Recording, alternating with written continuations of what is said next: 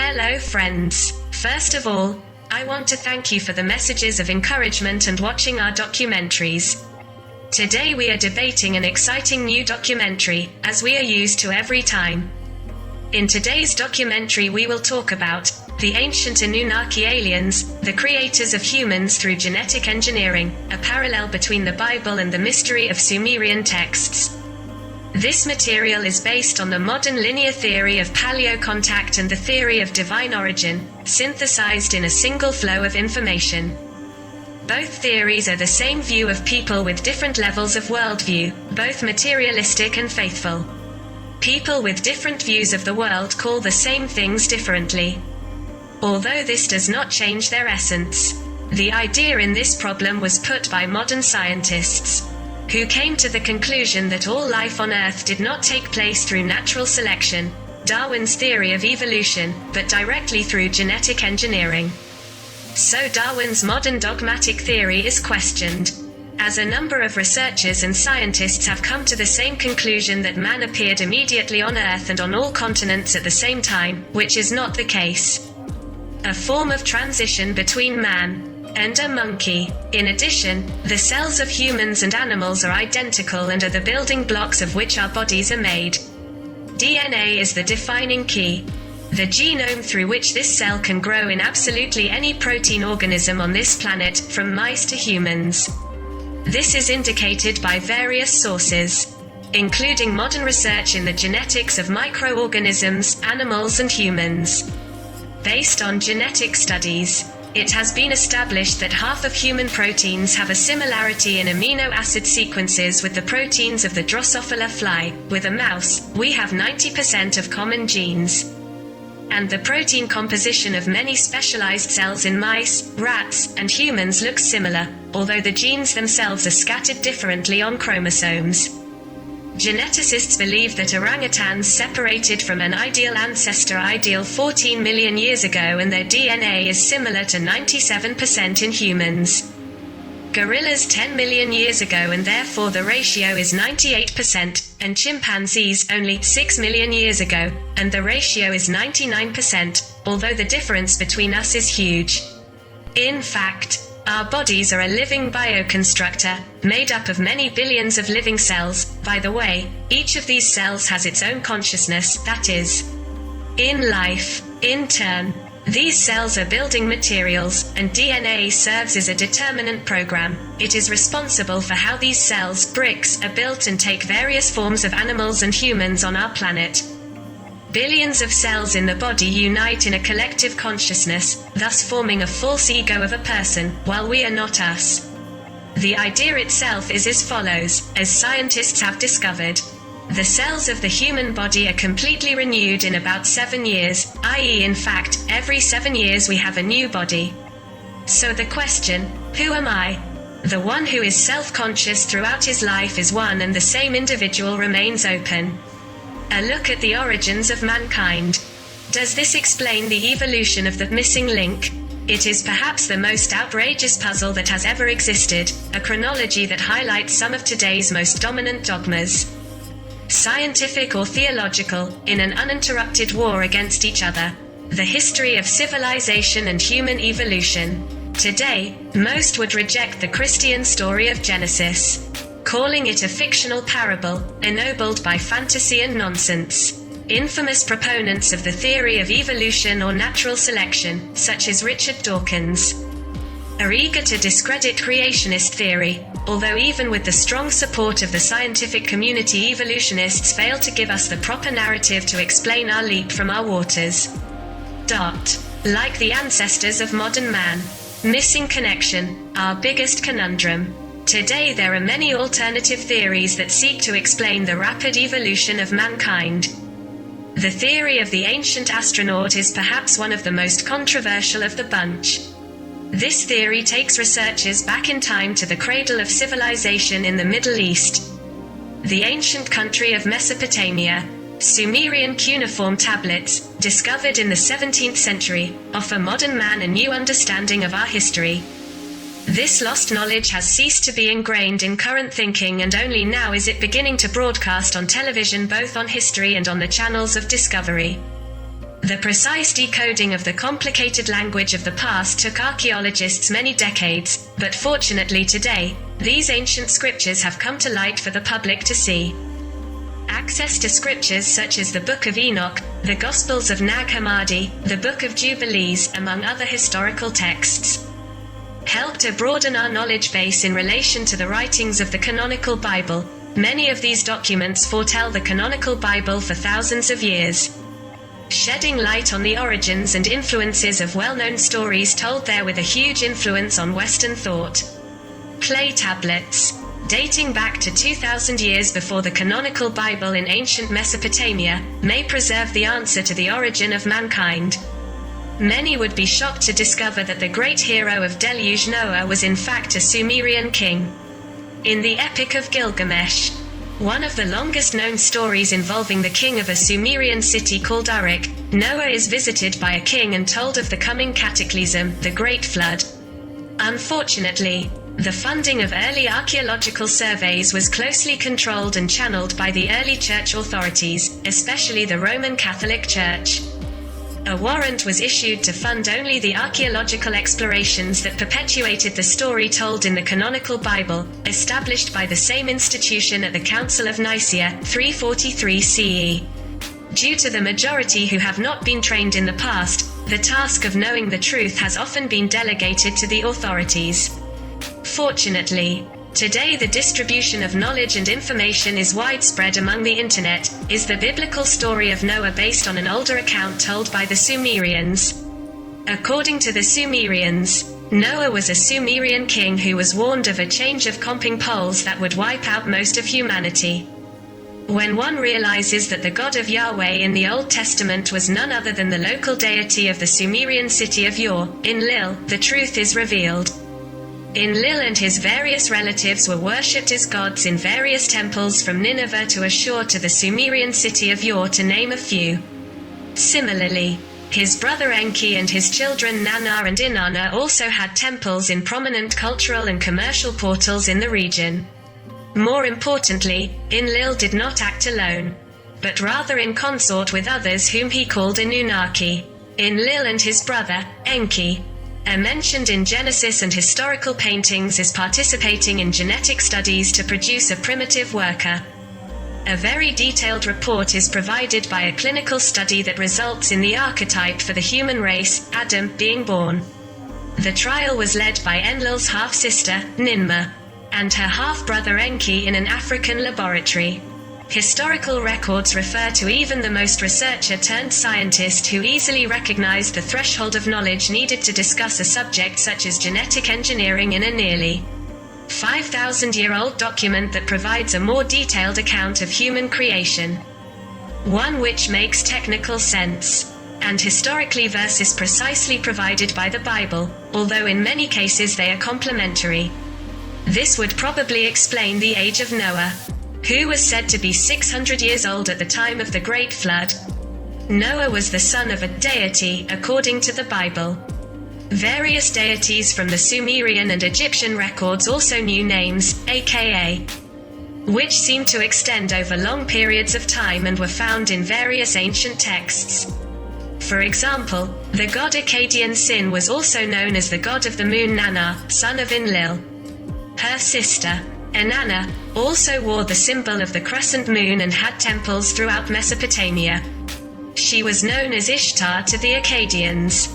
Interestingly, many deities from other cultures, such as the Greeks and Egyptians, were alternate versions of the original Sumerian gods. The Egyptian goddess Ishtar was truly the Sumerian goddess Inanna, who according to the Sumerian text was a high-ranking member of the Anunnaki. The Greek historian Herodotus lived in the 5th century BC, and he came from Ionia. He delimited Egyptian civilization into 3 dynasties, and the model is still used by Egyptologists today. Mantheo, the Egyptian historical priest, agrees with the 3 dynasties, except for the addition of another dynasty that was ruled by the gods alone. He states that the first dynastic rulers of the Egyptian gods ruled for 12,300 years. It is interesting to note that in Sumerian texts, Enki was attributed to the regions of Egypt and Africa by his father Anu, before 3760 BC. It also happens that the Jewish calendar, whose origins come from the Sumerian city of Nippur, begins its number in the year 3760 BC. The two royal brothers Anunnaki had animosity for each other, provoking ancient wars often called Great Wars in Heaven in Christian dogma. The Sumerians claimed that all aspects of civilization were taught to them by the deities who were worshipped in the temples of Mesopotamia. Detailed knowledge of the Earth's orbital plane, axis of inclination, spherical shape and precession behavior of the equinox was known to the Sumerian deities, who were also credited for building the zodiac. Contrast this detailed level of knowledge in Sumer with that possessed in Europe in the Middle Ages. Scientists and church authorities in Europe contradicted the fact that the Earth was round or flat, while the people of Sumeria and the surrounding region had advanced mathematics, metallurgy, codes of law, and produced many inventions of civilization and advanced achievements. Anunnaki family tree according to Sumerian records. The correlation between the god of the Old Testament and the Sumerian god is apparent. The god of the Sumerian storm, Enlil, can be considered the god of rage and revenge in the Old Testament. When it comes to religious truth, there is what the ruling party or superpower thinks and what subordinate cultures think is given a derogatory label as pagan or occult. An example of this is currently taking place in the Middle East, where religious factions representing Christianity, Judaism and Islam are waging war in the ancient land of Canaan, near Mount Megiddo south of Israel. The warring factions whose genealogy comes from Sumer are still in conflict. Enlil's devotees, aka Yahweh, the God of the Old Testament, stand with Enki's followers, still in contrast to Earth's domination. Could the conflicts involving the countries of Iran, Iraq, Syria and Israel be the result of past wars that took place between the gods, Enlil and Enki and their descendants, as written in the War of the Gods and People by Zechariah Sitchin? According to Sumerians, the term Anunnaki is literally interpreted as those who came to earth from heaven. The key point to note earlier is that the term heaven belongs to the supposed planet of Anunnaki origin, namely Nibiru as detailed in Sitchin's 12th planet. In addition, from the list of characters detailed as deities in Mesopotamian literature, we know that the head of the Anunnaki Council of 12 was chaired by Anu, the father of the two key players and half of the brothers Enlil and Enki. Ru is composed of the now digitized cuneiform script, listed in Unicode as 1224C, 12249 and 12292. Thus, a more accurate interpretation of the word Anunnaki is represented by those who came or were sent from Anu to Earth. The equating of the planet Nibiru with the word heaven, as used in the Bible, is an important detail when we re-examine prayers such as Our Father who is in heaven, shining a whole new light on who the Father in heaven really was. I ask, namely, Anu, the leader of Anunnaki and the father of Enlil and Enki. Thus, the prayers must have come from Anu's alien children on Earth. What was the reason why the Anunnaki left Nibiru to come to Earth? According to Sitchin and other authors on the subject, Nibiru, located beyond Pluto, is trapped in a 3,600-year-old retrograde elliptical orbit around our Sun. According to Sumerian maps and reports from the 1983 Iris Naval Observatory by Dr. Harrington, the discovery of a large planet in the Nibiru region was reported to live near the place indicated by the Sumerians, beyond Pluto. In short, the planet of Anunnaki origin is real since entering the perihelion about 1,400 years from now. Brown dwarf planets, as we know, do not receive significant solar radiation to maintain the habitable surface temperature. The atmosphere on Nibiru was generated artificially or from gas and released steam from the geothermally heated planet. According to the chronology published by Sitchin about 450,000 years ago, life on Nibiru is disappearing due to a deteriorating atmosphere and subsequent exposure to radiation, especially in the perihelion near the Sun.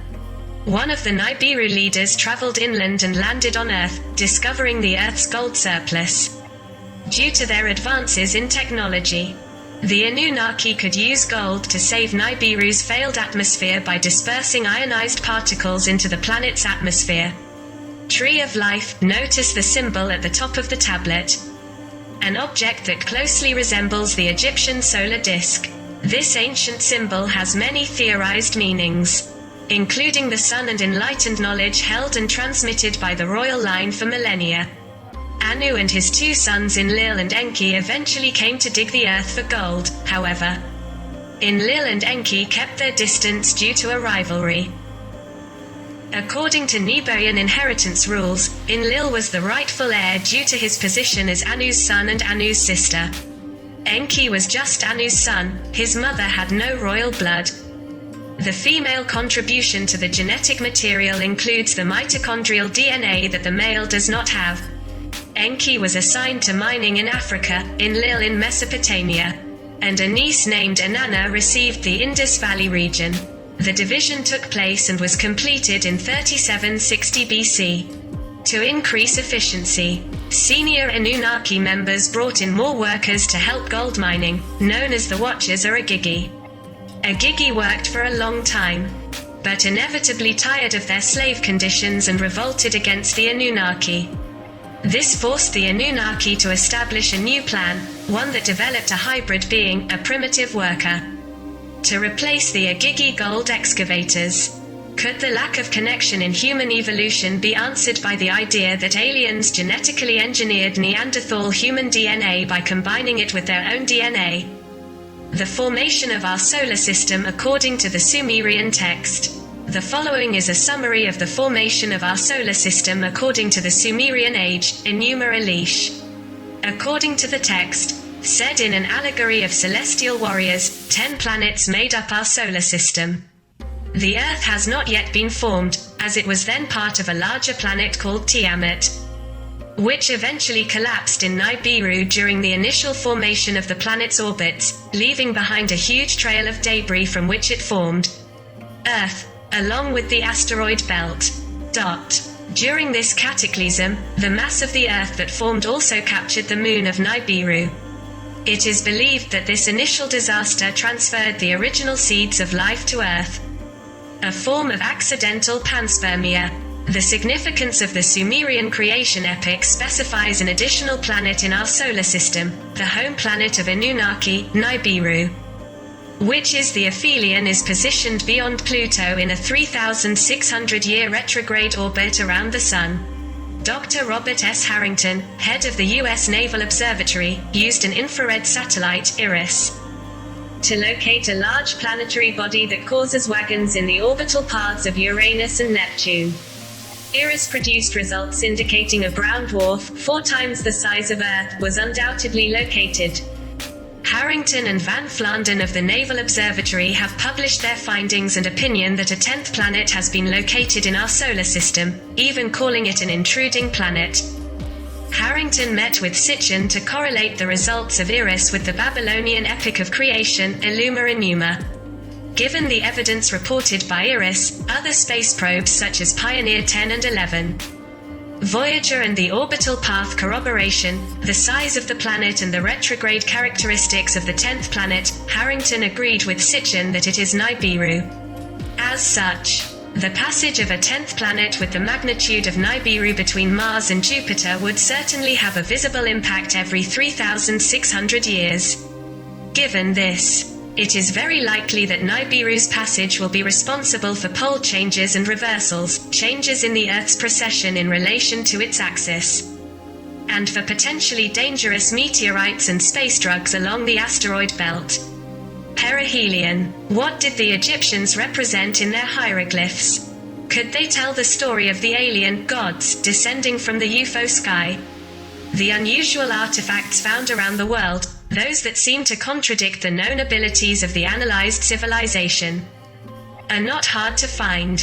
Examples include hieroglyphs from the Egyptian temple at Abydos, which features rockets, planes, submarines and even an advanced helicopter.